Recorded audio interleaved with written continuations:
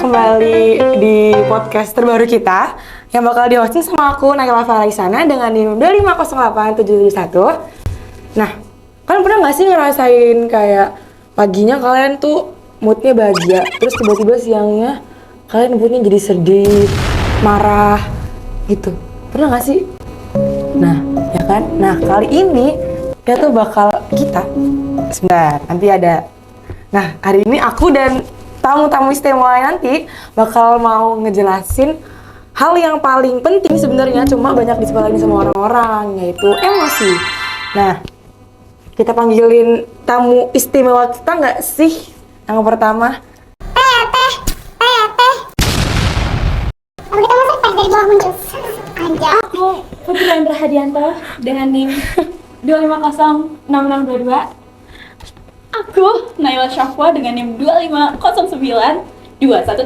Yes. Aduh, kayaknya tamu kita hari ini bener-bener asik banget ya guys. As always. Jujur. Asik dong. Psikologi harus gaul. Betul. Apalagi psikologi UPI. Asik. Nice.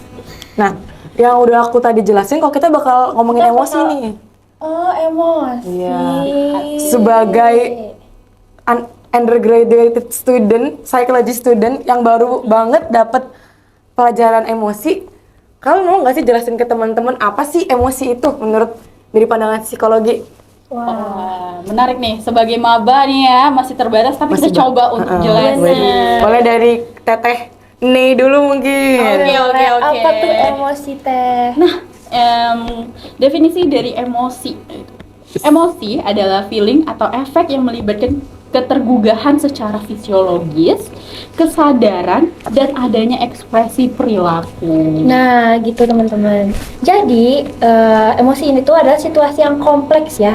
Itu melibatkan banyak hal. Jadi nggak cuma sebatas yang kita tahu aja kayak sedih, marah, dan lain-lain. Tapi ada efek-efek lain. Kayak misalnya tadi yang dibilang sama Kak Nei nih.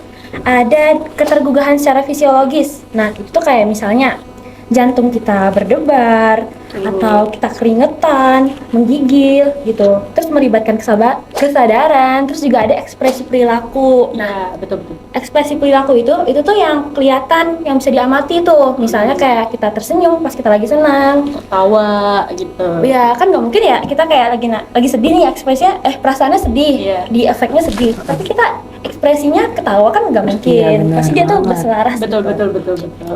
Gitu. Berarti secara umum emosi itu bukan cuma senang bahagia aja nggak sih harusnya ya? Betul.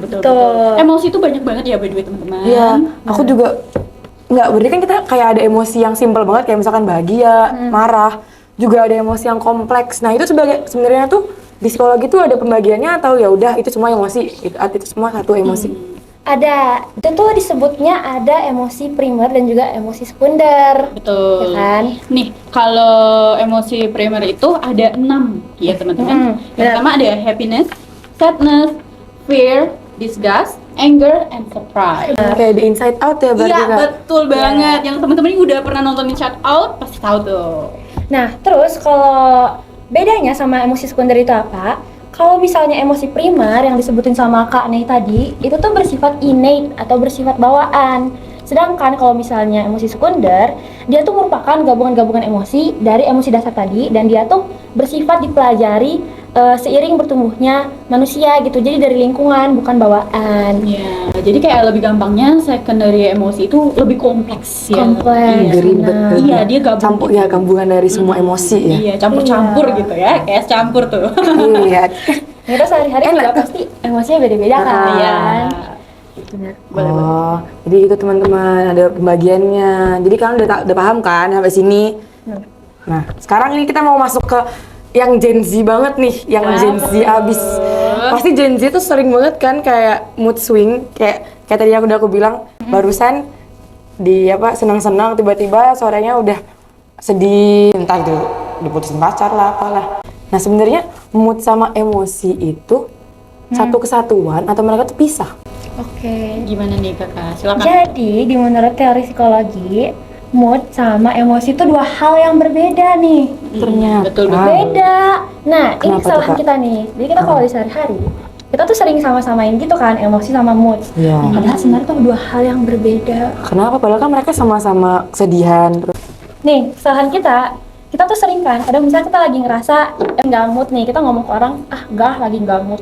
Terus orang bisa aja kan kayak langsung nyimpulin kalau kita lagi, marah lu ya, gitu, marah lu sama gua. Iya, betul. Padahal kan sebenarnya kalau nggak mood teman-teman, itu belum tentu marah. Iya. Ya kan? Iya, bener Dan itu juga. faktornya banyak, bisa jadi karena emang lagi capean, Bete. kurang Iya, tidur, lapar betul. gitu kan. Bukan berarti nggak mood itu marah. Nah, dan mood itu durasinya lebih lama dibandingkan Itu bedanya tuh. emosi. Kalau emosi itu durasinya itu lebih singkat tuh, Benar. teman-teman.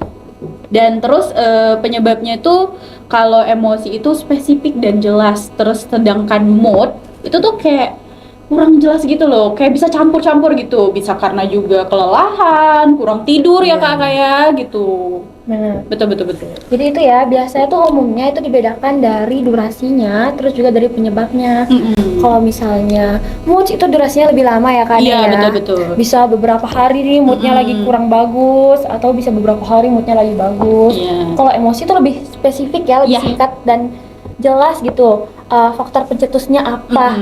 ternyata banyak dari kita yang salah ya teman-teman. Kayak ngomongnya kamu nggak mood, oh berarti kamu lagi emosi, kamu lagi marah lagi. Nah, salah ini udah dijelasin nih sama teteh-teteh keren kita. Nah terus ada juga nih, aku curious ada satu hal kayak emosi orang-orang tuh kayak beda-beda. Kayak misalnya tuh ada yang gampang emosi tuh dia gampang meledak, marahnya tuh gampang meledak. Ada juga yang dia bisa nahan. Sebenarnya itu, nah balik lagi ke asal usulnya, mereka itu sebenarnya ada warisan dari orang tuanya atau itu dari pengalaman mereka pribadi. Oke, silakan Kak Andra dulu. Jadi jawaban secara simpelnya adalah iya, turunan. Jadi seperti yang teman-teman tahu, jadi yang diturunkan dari orang tua ke kita itu ada banyak ya, yang genetik ya. Iya, Itu tuh betul, bisa betul. dari emosi, dari penyakit bawaan, dari apalagi kecerdasan dan lain-lain. Betul. Nah, emosi sendiri itu tuh menurun. Tapi yang dituruninnya itu tuh kayak misalnya kerentanannya terhadap sesuatu, sensitivitasnya terhadap sesuatu. Misalnya kita punya orang tua nih, mungkin dia emosinya biasanya meledak-ledak, kurang bisa mengendalikan emosi. Itu tuh mungkin besar kemungkinan untuk menurunkan anaknya, tapi nggak 100%, ya kan? Itu bukan kayak spesifik dia turun ke anaknya tuh jadi anak temperamental sama. Ketiplek gitu. Enggak. Sebenarnya- Tapi itu lebih ke pola. Nah itu turunnya itu karena observational anaknya, yang kayak misalkan kan misalnya ayahnya itu pemarah, akut kayak beneran emosional banget. Terus anaknya itu sebenarnya nurunnya itu karena anaknya mengobservasi atau apa? Atau tiba-tiba udah anaknya ada marah sikap, gitu. iya, Iya. ada sifat dari anaknya sendiri. Itu berarti ya dua-duanya berpengaruh ya. Jadi kalau misalnya emang udah ada turunan dari orang tua, kayak kedua orang tuanya meledak-ledak gitu ya, maka chance dia atau ada yang namanya kerentanan atau vulnerability, dia tuh bakal tinggi ya kerentanannya kerentanan buat ikut emosinya tuh rentan. Tapi itu balik lagi ke lingkungannya. Kalau misalnya dia tuh emang lingkungannya suportif, dia diajarin untuk meregulasi pasti emosi dengan emosinya baik. Betul. Pasti dia tetap aja bisa kontrol gitu. iya. Jadi emosi itu menurun tapi tidak pasti menonjol, tidak pasti fluktuatif seperti orang tuanya. hanya polanya yang menurun. Polanya. Kecenderungan. Iya, sama kecenderungan. kayak ini nih Kane, kayak disorder Ya betul, disorder itu Disorder juga menurun ya teman-teman. menurun, tapi bukan berarti Jadi anaknya anaknya langsung lahir langsung disorder tuh enggak, tapi ada kecenderungan untuk terkena disorder. Mulai asik karena ya. itu tuh kayak misalnya orang-orang yang mengidap disorder itu sebenarnya agak kurang direkomendasiin ya Iya. buat punya anak itu lah. Oh iya gitu. Iya, karena sebenarnya buat keamanan ya, karena tuh emang vulnerability-nya tuh tinggi gitu kan. Anaknya Rentan. sudah pasti rentan terhadap Itu simptom-simptom. Emang apa aja sih Kak? Contoh-contoh. Boleh disorder. tolong dibagikan nih teh. contoh-contoh disorder sesimpel nih yang paling sering nih, depresi. Banyak. Bipolar tuh gensi-gensi kan suka gitu kayaknya aku bipolar deh. gitu. Nah, kasih tahu dong, boleh nggak sebenarnya kita kayak gitu? Self diagnose gitu. No. Nggak boleh ya teman-teman. Jadi Karena- ilmu psikologi ini bisa dipakai buat kita apa ya? Buat kita belajar biar aware, biar kita tahu. Tapi kita nggak boleh tuh plek-plek kayak diagnosa. masa fix gue begini. Profesional aja butuh waktu loh untuk ngediagnosa, itu nggak bisa Panjang. satu hari langsung diagnosa tuh sulit ya teman-teman gitu. At least kalau di psikologi tuh correct me if I'm wrong ya. Kita butuh 6 kali sesi pertemuan baru bisa 6 kali loh. berdiri diagnosa. Terus juga itu tuh ada rentan waktunya kan, ada polanya. Iya, betul. Kayak misalnya kalau depresi nih, seingat aku depresi itu harus ada kesedihan berlarut selama 2 minggu. Iya, minimal 2 minggu. Jadi emang nggak semudah itu ya teman-teman untuk tiba-tiba mendiagnosa diri sendiri. Aduh, Jadi, zaman sekarang mah. kalau habis teman-teman nonton podcast ini terus ada yang ngerasa yang aneh dari diri teman-teman, Boleh ke profesional. iya ambil Psychology. professional Iya. help teman-teman Iya, ya, betul, ke betul, betul. psikolog, Iya. ke psikiater. Sekarang juga udah lebih gampang ya, kita bisa ke psikolog nggak harus ketemu lewat halodoc Iya, gitu kan. iya, juga bisa. Online bisa, pertemuannya secara Zoom juga bisa nih sekarang nih kan. Iya. Banyak sekarang. Tapi sebenarnya nggak harus bermasalah dulu kan kalau Iya, misalnya mau betul. Iya, jangan nunggu ada rasa ini baru ini. Sekarang juga nggak apa sekarang? Nggak Nggak sekarang. apa. Sekarang. Kenapa? Walaupun misalnya kalian ngerasa nggak ada yang salah nih di diri aku, dengan kita ke psikolog tuh kita bisa lebih memahami diri kita, Iya. Ya, ya kan? betul banget. Benar. Meregulasi emosi, Benar. terus juga aliran humanistik nih. Wah. Kita bisa jadi lebih, Wah. kalau misalnya hidup kita lebih bermakna, hidup kita lebih bahagia. Mindfulness. Mindfulness, kita bisa latih tuh teman-teman. Iya, Kita bisa betul. belajar dan kita bisa kontrol ke psikolog. Iya. Coba aja teman-teman. Nggak harus Salah. udah merasakan gejala-gejalanya yang parah dulu baru pergi ke profesional ya teman-teman Iya ya. bener. Juga nggak bakal dijudge kok. Iya, aman. Kerahasiaan kalian, cerita kalian itu sudah pasti aman karena kita terikat kode etik ya teman-teman. Pasti tentu. Udah kemana-mana pembahasan. Iya udah jauh ya. Udah jauh ya kak. Oke, balik lagi Kita sama apa dulu tadi ke yang menurut Saking menurut. serunya. Oke, ada nih tambahannya nih. Iya, tadi tuh aku nangkep ada regulasi emosi tadi kata Andra. Ah, iya betul. Regulasi emosi. Susah banget nih Gen Z, apa aku termasuk juga meregulasi emosi itu susah. Iya, betul. Nah, ada nggak tips Tips, dari tips. kalian? Tips kak. Mungkin dari Regulasi emosi. Heeh. Nih ya, ada banyak nih teman-teman. Jadi, pertama, kalau misalnya kita lagi merasakan suatu emosi spesifik, kita harus sadar dulu, kita harus kenali dulu emosinya. Iya. Misalnya lagi ngerasa gak enak nih kan, moodnya gak enak. Kita harus mikir dulu nih, kita tuh lagi ngerasain apa sih? Iya. Apakah marah? Apakah sedang merasa direndahkan? Apakah sedang merasa sedih? Atau apa? Karena gimana ya? Gimana cara kita mau mengontrol emosi kita kalau kita sendiri aja masih nggak belum tahu emosinya. Nggak tahu. belum tahu tentang apa yang kita rasakan gitu teman-teman. Betul. Mengenali emosi itu suatu hal yang sangat penting ya teman-teman. Takutnya nanti itu, nih contoh, misal kita pernah sih gitu ngerasa kayak aku itu marah, tapi aku kesel, jadi aku marah atau Nah, kesel. iya, nah itu gimana? Jadi itu kesalahan kita kebingungan gitu, dengan emosi kita sendiri. Jadi gimana sih? Ya kita harus namain emosi kita, kita harus Bener. bisa-bisa gitu. Namain apa tuh kak? Misal Random nih, aja. Farah, Farah, oh, enggak, bukan gitu ya teman-teman. Kita ngamain kayak gitu. berarti kita ngerasa nih, aku marah tapi aku kesel. Heeh. Kamu cari tahu dulu kamu marahnya karena apa dan Bener-bener. keselnya karena apa gitu. Ya. Dibagi, jangan kayak nggak tahu lah gitu. Nggak bisa Ah. teman-teman. Coba tenang dulu teman-teman. Ini juga nih dari fisiknya ya. Heeh. Tarik nafas, Betul. buang. Terus Betul. tenangkan diri. Take Pikir. time, take time. Take time, pikir. Aku misalnya, aku kesal karena, nah itu teman-teman pikirkan tuh karena Iya, apa karena dan apa apa. saja yang teman-teman rasakan, gitu. Betul. Terus juga kita tuh nih ada yang namanya teknik grounding. Iya, Kita apa udah itu? pelajari nih di psikologi dasar. Apa tuh? Apa tuh kakak? Boleh dong. Teknik grounding itu ya dikenal dengan teknik 5, 4, 3, 2, 1. Close the door. Salah dong. Pip. Salah dong teman-teman. Kayaknya aku pernah denger deh gitu. Oke kan? Jadi teknik grounding ini salah satu teknik yang ngebantu kita buat mindfulness. Iya. Apa tuh mindfulness kak? Mindfulness itu menyadari gitu loh dengan Mindful. baik gitu. Mindful. Mindful. Kita Kita berada di sini kita tuh mindful dengan keadaan kita sekarang. Kita tuh tetap berada di sini, jadi pikiran kita tuh nggak di masa lalu, nggak di masa depan. Jadi kita fokus dengan apa yang kita lakukan dan di mana kita berada saat ini. Nah itu bagus banget kan Kak, buat ngebantu regulasi emosi. Betul, kita jadi menyadari bahwa kita tuh lagi di hari ini, di sini, di detik ini, bukan di masa lalu ataupun di masa depan. Jadi kalau misalnya teman-teman merasa sedih, ngerasa cemas akan masa depan, coba gunakan teknik grounding. Itu tuh dilakuin guys untuk menyadarkan bahwa kita tuh lagi di sini, di saat ini, di detik ini. Iya, Itu mudah banget ya buat teman-teman lakuin sehari-hari.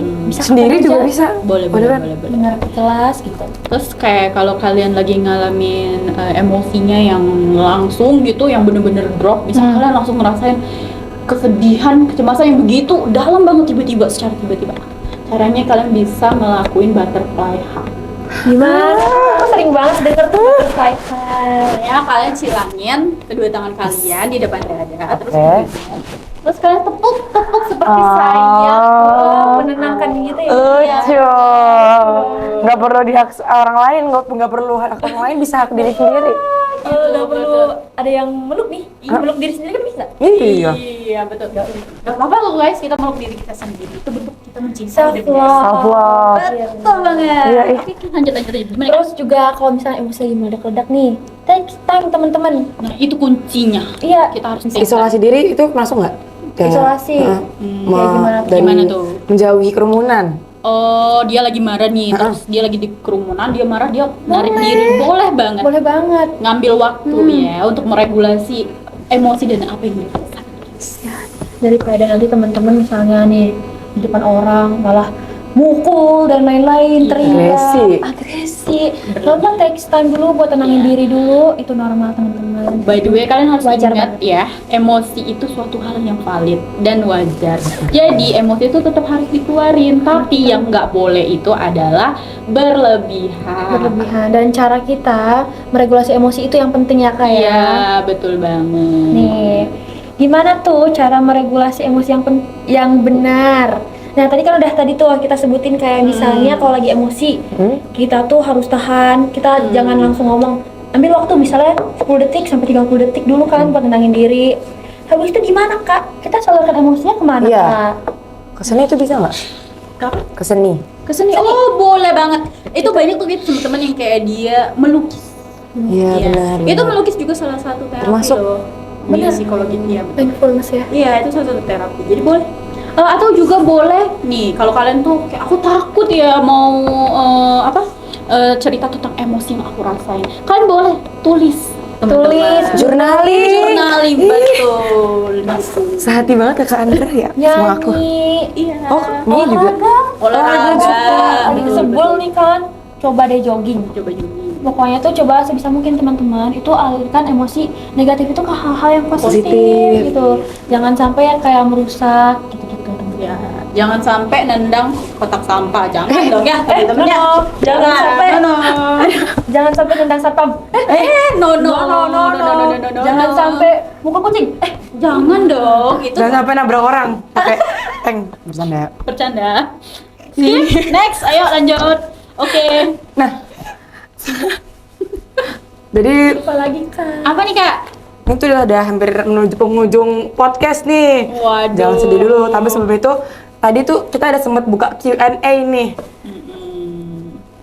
Jadi teman-teman kita tuh kemarin udah buka Iya, udah buka NGL. NGL untuk orang-orang. Jadi kita udah milih 5 pertanyaan buat dijawab sama Buat kita kakak-kakak. bahas bersama, Iya, bersama. hari ini. Tapi sebelum itu kakak-kakak, aku mau bahas sedikit tentang teori psikologi yang jelasin pengaruh emosi pada reaksi Oh iya. Oh, boleh. Boleh. Bener-bener. Jadi di yang aku tahu ya, kita punya 3 teori gitu ya. Teorinya James Lynch, teorinya Cannon Bird, sama teorinya siapa? Satu lagi Sexual Singer. Bener. Gimana nih Kak Andra? Boleh dong dijelasin. Oke, aku jelasin ya. Boleh. Jadi kalau di psikologi sendiri itu tuh ada banyak ya. Teori tentang emosi itu ada banyak banget teman-teman. Tapi yang paling terkenal, paling sering dibahas itu tuh ada 3 teman-teman yang akan kita bahas kali ini. Apa tuh? Oke, jadi teman-teman kan sering ya kadang kalau masyarakat awam tuh mikir Masyarakat awam. mikir Udah nggak kayak awam banget nih. kalau misalnya kita ngerasain emosi, itu tuh kita emosi dulu, baru fisik. Ngerti nggak? Orang kan sering mikirnya nih, kita ngerasa marah, kita tuh marah dulu, baru jantung kita berdebar. Ya. Nah, sebenarnya kalau di teori psikologi, itu tuh justru kebalikannya nih Kak. Ada banyak sih, ada juga yang berbarengan Iya. dan lain-lain. Nah, jadi ini kita bahas nih ya, 3 teori dari emosi menurut psikologi. Yang pertama ada teori dari James Lange. Kalau menurut teori James Lange sendiri, urutannya adalah dari stimulus, lalu ada reaksi fisiologis dulu, baru diikuti oleh emosi nih Kak. Nih, jadi stimulus. Stimulus itu tuh rangsangan ya. Ya, rangsangan. Contohnya kita melihat ular nih. Lalu diikuti dengan reaksi fisiologis. Sebenarnya kalau menurut teori James Lange ini, itu tuh fisik dulu. Jadi kita ngerasa jantung kita berdebar dulu, baru kita ngerasa takut. Iya. Gitu. Terus juga selanjutnya dari teori Cannon-Bart. Nah, kalau Cannon-Bart bilang emosi dan reaksi fisiologis itu tuh berbarengan. Bareng Kak, jadi nggak ada yang duluan nih. Contohnya apa tuh Kak? Misalnya, kita ambil contoh lihat ular lagi ya. Ya, boleh, Iya, boleh, betul. boleh. Kita lihat ular. Kita ngerasa takut, terus jantung kita juga berdebar. Itu tuh at the same time, bersamaan gitu Kak. Barengan dia. Barengan.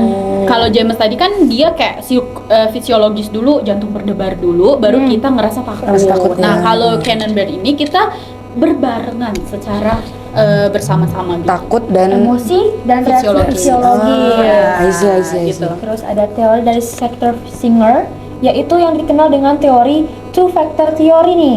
Gimana tuh Kak? Betul. Dia tuh menyatakan bahwa emosi terbentuk dari reaksi fisiologis dan juga penilaian kognitif. Jadi ada stimulus, ada reaksi fisiologis, lalu diinterpretasi kognitif dulu, baru menghasilkan emosi. Gitu. Gimana tuh Kak contohnya yang gampangnya nih Kak?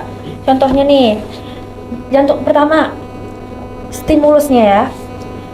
Kita bisa melihat ular, lalu diikuti dengan reaksi fisiologis, yaitu jantung berdebar. Berdebar. Ya. Terus ada interpretasi kognitif nih, kognitif dari Iya, pikiran kita pikiran. ya. Ini di pikiran. Misalnya bahaya atau mematikan, Iya. baru muncul emosi. Emosinya bisa beda-beda ya, kayak takut dan lain-lain. Makanya beda teman-teman, kalau orang yang emang nggak takut ular ya, berarti interpretasi dia yang nggak bahaya kan, bukan bahaya. Iya, betul. Interpretasinya aman, ular ini bisa dipegang selama jinak, makanya tidak menimbulkan tidak menimbulkan emosi takut. Gitu teman-teman. Jadi itu ya bedanya dari urutannya sih untuk Iya. menghasilkan emosi tersebut. Betul, dia jadi dari urutannya ya teman-teman ya. Kalau James tadi, aku ulang lagi ya Kak Anda, oke? Boleh. James Lange itu tadi dari stimulus, terus reaksi fisiologis, baru ke emosi. Kalau Cannon-Bart itu stimulus, reaksi fisiologis dan emosinya itu berbarengan. Kalau Sector Singer itu stimulus, gairah fisiologis, plus label kognitif dan emosi. Berarti mereka berkesinambungan ya, ada korelasinya antara emosi sama Ada banget. Fisiologis. fisiologis. Ya, ada banget ya teman-teman. Itu kita ini kan kompleks ya teman-teman ya. Jadi kadang jantung berdebar tuh juga karena ada emosi ya. Iya, jantung berdebar, keringatan gitu ya, keringat dingin gitu ya. Grogi. Ya, isi. Gitu. Itu teman-teman, itu udah ada banyak ilmu-ilmu yang kita dapat ya hari Iya. ini. Sangat Gimana Kak? Kita lanjut ke Oh apa tadi iya, yang udah Q&A Kakak ya? bilang? Q&A ya? Q&A NGL. Ini Oke, boleh. udah aku pilihin, tadi aku udah spin sama tim aku. Boleh nih Kak. Kak Pertanyaan Nei sama pertama. Kak Andra siap ya menjawabnya? Insya Allah. Insya kita Allah coba siap. ya. Boleh, yang pertama. Kenapa ya kita kadang lebih suka mendem emosi daripada nyampein langsung? Coba siapa yang mau jawab? Oke, boleh. Aku yang jawab ya. Hmm. Nih, aku ngambilnya teori display rules. Apa sih teori display rules itu? Jadi kayak setiap budaya dan lingkungan itu punya norma tak tertulis tentang ekspresi emosi. Contohnya gini, di Indonesia itu kalau cowok itu dianggap nggak boleh nangis, Oh, nggak iya. boleh apa sih namanya, kalau nangis laki-laki itu lemah. Iya benar. Nah, itu jadi karena ada anggapan seperti itu, jadi akhirnya bisa membuat seseorang itu memilih kayak, udahlah, diem aja gitu. Udahlah, nggak usah diliatin kalau aku lagi sedih, kalau aku lagi nangis gitu, karena takut akan judge yang diberikan oleh masyarakat gitu. Jadi kalau menurut dari sosialnya sendiri, laki-laki lebih cenderung ya buat memendam emosi. Iya bisa, karena di Indonesia nih ya kak ya. Sama di Indonesia. Iya di Indonesia. Terus juga mungkin kakaknya mendem emosi daripada nyampein langsung. Mungkin ada fear, ada ketakutan gitu ya. Kalau misalnya dia menyampaikan emosinya, dia takut orang bereaksi negatif, gitu ada rasa orang tidak suka atau orang tersakiti. Jadi betul. memilih untuk memendam gitu. Iya. Terus juga, ya mungkin karena kakaknya juga sulit mengenali emosi sendiri ya. Iya, Jadi kayaknya bingung gitu dengan Iya. apa yang dia rasakan, jadi milih buat mendem aja. Belum bisa mengenali emosi, belum Iya. bisa menamai emosi. boleh tuh dikenalin dulu ya emosinya. Kenalan dulu. Kenalan dulu sama emosinya. Halo. Aku marah. Gitu. Gitu. Aku marah. Aku sedih. Gitu. Wah. Kenalan dulu. Kenalan dulu. Jadi kan kalau misalnya kita udah tahu nih, kita kan udah tahu dengan emosi kita, kita udah lebih tahu ya mau gimana. Betul Cara betul. bertindaknya apa? Emosi juga nggak baik kan kayak kalau dipendem Iya, terus. seperti yang aku tadi bilang di Iya, tadi. awal ya, emosi itu tetap harus dikeluarin teman-teman gitu. Yang nggak boleh tuh berlebihan. Nih kalau emang kakaknya takut ya buat mengeluarkan emosi itu, menceritakan tentang apa yang dia rasa, boleh tadi seperti yang tips aku di awal, ditulis. Iya, Ya, journaling. di journaling. Bisa juga nih kakaknya mungkin diam atau nggak ngelakuin apapun karena mekanisme pertahanan dirinya. Defense mechanism. Aduh, defense mechanism. Kita sering banget nih kan dengar kata avoidance. Ya, lagi trends banget tuh, dia avoidance banget gitu. Apa tuh kakak? Boleh dong. Jadi avoidance itu orang yang cenderung dia tuh menghindari situasi yang dianggap tidak nyaman nih teman-teman. Jadi kalau misalnya ada perasaan negatif yang muncul, instead of dia nyampain langsung, dia kasih tahu apa yang dia rasakan, dia lebih memilih untuk memisahkan diri. Itu avoidance teman-teman, lebih menghindari gitu. Terus juga mungkin kakaknya juga denial, ada rasa denial. Kayak sebenarnya kakaknya nih kenapa-napa, tapi Tapi berusaha. nggak mau ngaku kalau dia kenapa-kenapa. Aku baik-baik aja. Sering padahal dia banget, sedih, sering gimana banget gitu Gen ya. Z. Coba tanyain, aku marah nggak? Marah nggak? Kamu lagi marah ya? Aduh, Gitu sering kan? terjadi, sering terjadi. Ngaku, ayo siapa yang gitu? Padahal bisa dilihat nih kan ya teman-teman ya, walaupun dia verbally ngomong nggak apa-apa, dari ekspresinya Udah kelihatan. kalau sebenarnya lagi kenapa-napa. Tuh, teman-teman. Stop denial, Sesuai guys. ya dengan teori emosi ya. Ya, stop denial ya teman-teman. Emosi itu valid. Emosi itu valid. Nih, quotes emosi itu valid. Emosi itu valid. Selanjutnya, aku next ya. Oke, pertanyaan boleh selanjutnya. kakak. Nih, akhir-akhir ini gue ngerasa kayak kehilangan jati diri. Gue tahu gue harus ngapain ke depan. Gue tahu gue harus ngapain ke depannya, tapi kayak ya udah nggak ada maknanya. Mimpi gue yang dulu gue usahain banget, sekarang malah hilang semangat, malas ngapa-ngapain, gak ada motivasi, dan end up procrastination terus. Gue harus apa ya? Nah, jadi gimana? Jadi kehilangan jati diri itu sendiri itu hal yang sangat wajar ya teman-teman ya. Valid. Merasa kehilangan jati diri itu sendiri bisa dijelaskan dari teori psikologi nih. Terutama kalau misalnya kakak yang nanya ini, itu tuh di usia remaja nih. Iya. Kayak kita Lagi labil. kita tuh cenderung kita lebih rentan untuk merasa kehilangan jati diri sesuai dengan teorinya Erik Erikson. Karena kita lagi di fase untuk mencari jati diri. Ah iya, adik Erikson. Jadi kayak kalau misalnya menurut teori perkembangan Erik Erikson, itu tuh dari umur 15 sampai 25 tahun, itu tuh kita lagi di fase identity versus role confusion. Confusion. Ya, betul. Jadi kalau misalnya kakaknya cenderung ke role confusion, kakaknya itu bakal bingung kan, harus gimana, aku siapa, aku mau ngapain, gitu-gitu. Itu wajar banget ya Wajar terjadi ya banget. kak ya. Kebingungan gitu, kayak kakaknya juga mention tentang kehilangan motivasi. Motivation. Iya, ya itu bisa jadi sangkut pautnya sama yang sudah dibilang sama Andra tadi, karena belum mengenal diri dengan baik, akhirnya jadi kebingungan gitu. Apakah cita-cita yang aku kejar nih udah cocok sama aku atau belum ya gitu. Nah, betul. Jadi buat kakaknya kita lihat tadi kan lagi di motivation. Betul. Sebaiknya istirahat dulu ya. Take time Take sekali lagi. time. Udah dibahas ya. Karena bisa jadi ada kemungkinan juga kakaknya mungkin kelelahan secara fisik dan Fisik, emosional. ya, benar. Ya kan, mungkin lagi burn out. Lagi burn out, ya betul. Atau betul, gimana? betul. Jadi terus kakaknya juga gini ya, coba diingetin lagi kepada dirinya tujuan kakaknya apa, kakaknya mau jadi seseorang yang seperti apa, gitu. Lebih mengenal diri dengan baik gitu. Coba kenalin, aku nih sukanya apa ya gitu. Sesimpel Aku itu mau dulu. ngapain, Iya gitu. gitu. Gitu simpel, yang simpel aja dulu, kayak aku nih tujuannya mau kemana, aku sukanya apa, kegemaran aku apa, bener. aku Cari hal-hal yang bisa membangkitkan semangat kita lagi Iya. ya. Terus bisa dimulai dari hal-hal kecil. karena bisa jadi dari hal Pelan-pelan. iya, bisa jadi dari hal-hal kecil itulah kakaknya bisa nemuin diri saya mau kemana ya gitu.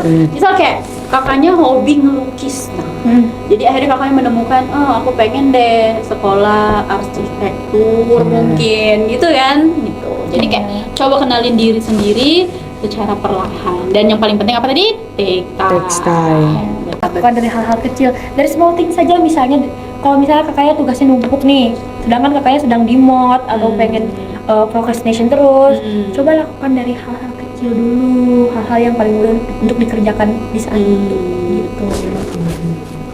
Coba untuk misal tugasnya tuh numpuk gitu ya, banyak kuliahan banget biasa ya? iya, banyak Iya. banget tugasnya. Coba jangan dilihat bahwa tugas itu banyak, tapi coba untuk dikerjain, walaupun cuman istilah kata tuh nulisnya cuma satu paragraf ya nggak apa-apa gitu. Coba dimulai dari hal yang kecil dulu, lebih baik dikerjakan walau dikit daripada nggak dikerjain sama sekali.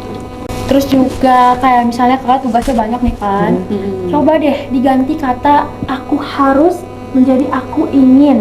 Nah, Ya kan kadang kita sering banget nih stres, misalnya aku harus ngerjain ini, aku harus belajar ini, coba diganti menjadi aku ingin gitu ya. Karena kalau misalnya aku harus, itu tuh seolah-olah kita tuh sedang menghadapi hal yang tidak baik gitu, hal yang Iya. bahaya, sehingga kita mau menghindari tapi mau nggak mau harus dilakukan.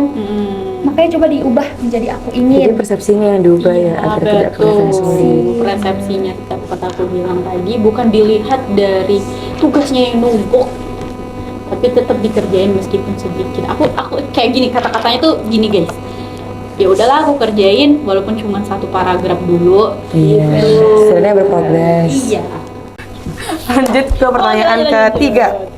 Oke, semoga tadi kakaknya menjawab ya. Lanjutnya, kadang kalau lagi capek bawaannya mau marah terus. Kadang marahnya tuh diam atau kayak duh gini lagi. Atau kadang marahnya sampai pengen mukul barang. Nah, tadi dijelasin nggak sih? Tadi kan udah dijelasin sama kalian tentang regulasi emosi. Iya, betul. Itu juga bisa dikaitkan sama teori yang tadi kita sebut itu ya, teorinya James Lange gitu. Dia bilang di situ ketika lagi capek, gimana? Ketika lagi marah, Capek, bawaannya mau ya ketika lagi capek bawaannya mau marah terus. Itu karena kan ada fisiknya apa ya, terganggu di fisiknya, efeknya ke emosi. iya betul. Seperti teorinya James Lange tadi kan, stimulus fisiologis menghasilkan emosi. Nih capek kan, bawaannya mau marah terus. Nah itu memang begitu teman-teman. Jadi kalau kita keadaannya fisiknya lagi kurang oke, itu tuh apa ya, ambang batas kita buat marah tuh, buat emosi-emosi tuh jadi nurun. Jadi kayak yang sebelumnya kita biasanya ambang batas marah itu lebih tinggi, sekarang jadi turun. Jadi kayak hal-hal kecil pun bisa bikin kita kesel. Regulasi emosi kita jadi melemah. Bener-bener. Terus marahnya diem atau kayak duh gini lagi. Frustrasi berarti ya. Iya. Atau kadang marah yang pengen pukul barang. Waduh, Kak. Ini wajar banget.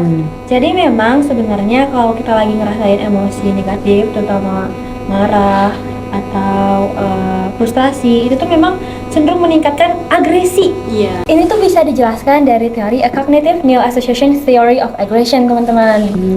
Yang ngejelasin bahwa agresi itu bisa, keinginan untuk agresi diawali dari perasaan yang tidak menyenangkan atau aversive stimulus. Kayak kakaknya nih, mungkin aversive stimulusnya itu terjadi hal yang tidak menyenangkan, hal yang membuat kakaknya merasakan marah.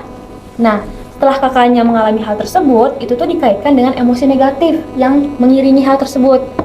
Lalu setelah itu ada yang namanya asosiasi kognitif. Jadi dari kakaknya tadi mengalami hal yang tidak menyenangkan, lalu ada perasaan negatif yang muncul, otak kakak itu secara otomatis akan mengaktifkan asosiasi kognitif, kayak misalnya yang tadi nih kakaknya bilang gini lagi. Pertama udah ngerasa marah, muncul lagi pikiran kayak hal ini tuh kemarin-kemarin sudah terjadi, kok bisa terjadi lagi sih?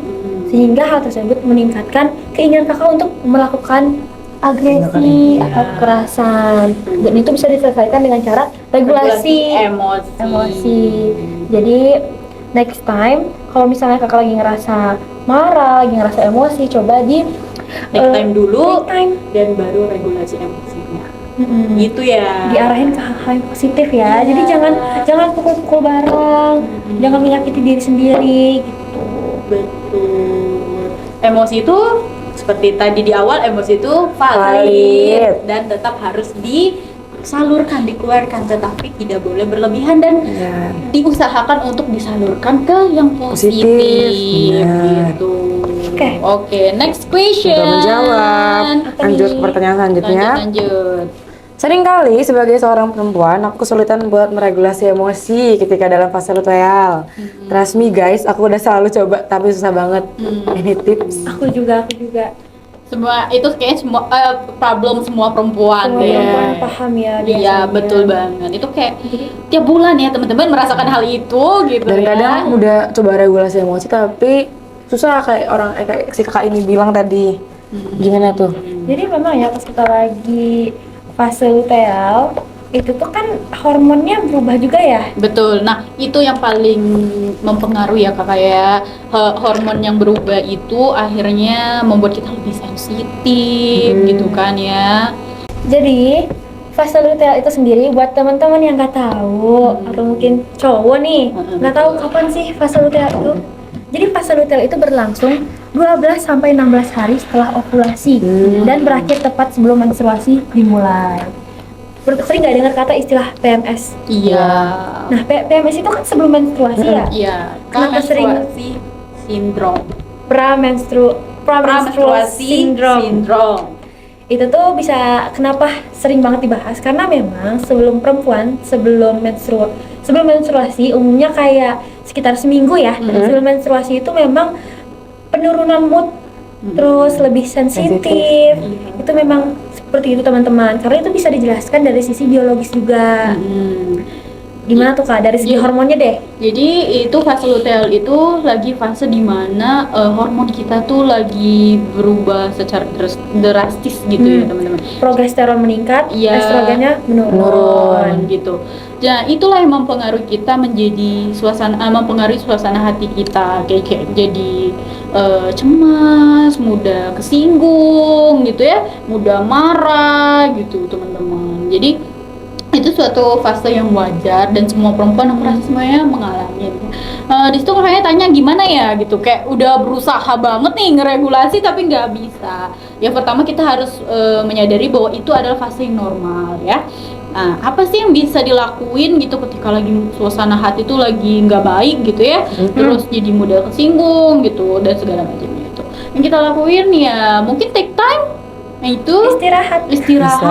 Nah kan itu juga gejala fisiknya lumayan ya, sebelum pramenstruasi itu ada beberapa perempuan yang udah ngerasain sakit pinggang, nyeri badan gitu ya.